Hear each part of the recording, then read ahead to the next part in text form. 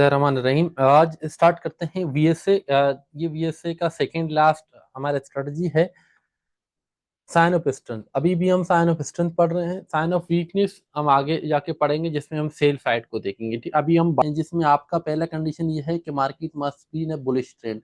Market एक buying trend में होना चाहिए। जैसे यहाँ पर आप देख रहे हैं कि लेट सपोज मार्केट ये एक बाइंग ट्रेंड में है। ठीक है, ये मार्केट एक बाइंग ट्रेंड में होनी चाहिए। ठीक है, एक कंडीशन ये हो गया। दूसरा condition market came at the retracement. Market को रिट्रेसमेंट के लिए क्या है, लेट सपोज एक पॉइंट ऑफ इंटरेस्ट। अगर ये हम कहें कि सपोज करें कि हमारे पास स्ट्रक्चर बेस्ड एक पॉइंट ऑफ इंटरेस्ट है, तो हम एक पॉइंट ऑफ इंटरेस्ट में हम लोग तीन चार चीजें देखते हैं। ठीक है, पहला, अगर मार्केट ट्रेंड में है तो हमारे पास ये दो पॉइंट ऑफ इंटरेस्ट, एक पॉइंट ऑफ इंटरेस्ट हमारा ये है और दूसरा ये है। यानी कि एक ये ब्रेकर बुला के और दूसरा जो लास्ट आपका हायर लो लगा है वो है।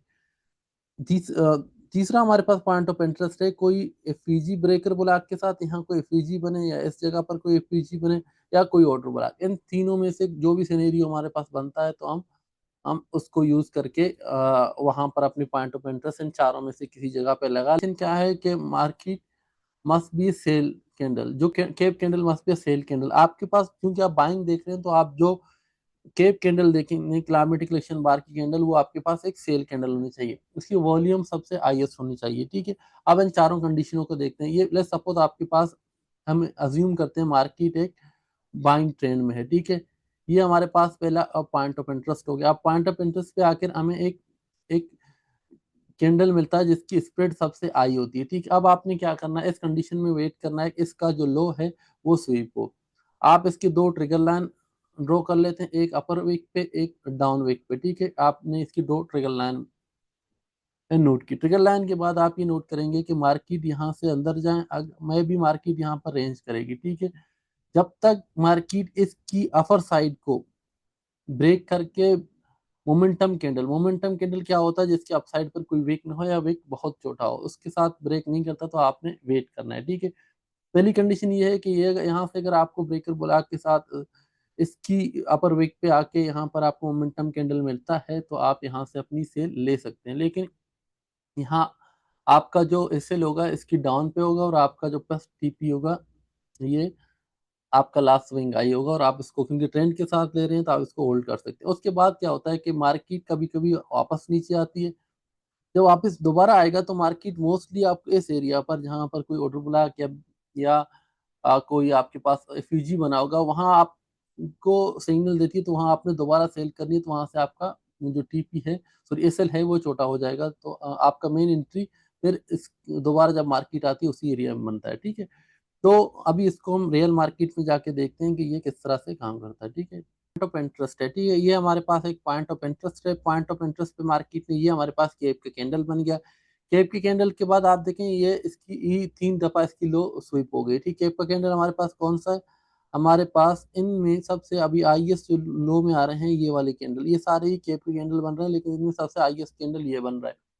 हमें वेट करना है कि इसकी आई ब्रेक हो। ठीक है, इसका आई ब्रेक हो गया यहाँ पर, फिर हमने मोमेंटम कैंडल का इंतजार करना है। मार्केट दोबारा आई, मोमेंटम कैंडल हमें यहाँ से मिल गया। ठीक है, ये हमारा मोमेंटम कैंडल है, हमें यहाँ से मोमेंटम कैंडल मिला।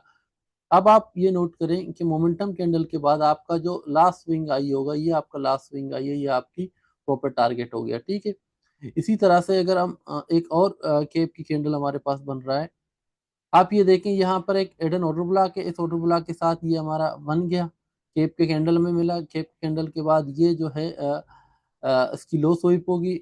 ये कंडीशन हमारे पूरे हो गए। उसके बाद मार्केट ने एक बड़ी विक के साथ ऊपर चला गया। ठीक है, अब हमने वेट करना है कि कहाँ से हमें एंट्री लेनी है। ठीक है, एंट्री लेने के लिए आपने अभी वेट करना है। ठीक है, अभी तक आपको इस पूरी एरिया में सिर्फ ये इसमें, ठीक है, जब मार्केट यहाँ पर आ गया इस जोन में, तो ये देखें आपको ये कैंडल मिल गया, तो आप यहाँ से एंट्री ले लें।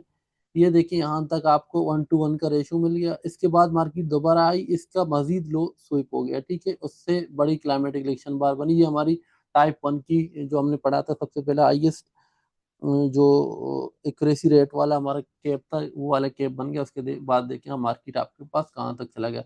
लेकिन ये वाली कंडीशन वाली जो कैप है, इसमें आपको ये लाजमन देखना है कि इसका जो अपर ट्रिगर लाइन है वो ब्रेक हो मोमेंटम कैंडल के साथ, या आप इसको बाय करें, या तो आपने वेट करना है मार्केट दोबारा अंदर आए। दोबारा अंदर जब मार्केट आएगा तो आप लोअर टाइम फ्रेम पे जाके देख सकते हैं कि शायद यहाँ पर इस जगह पर अगर हमें इसको या यहाँ से एंट्री लेनी है, तो ये वाला कैंडल एक परफेक्ट एग्जांपल है। इसने आप यहाँ से भी एंट्री ले सकते हैं, यहाँ से आपका जो है एसएल छोटा हो जाएगा। आप ये देखिए यहाँ तक आपका लग गया, लेकिन उसके बाद इसने इसकी लो स्वीप की, तो ये हमारे पास हाई प्रोबेबिलिटी सेटअप बन गया।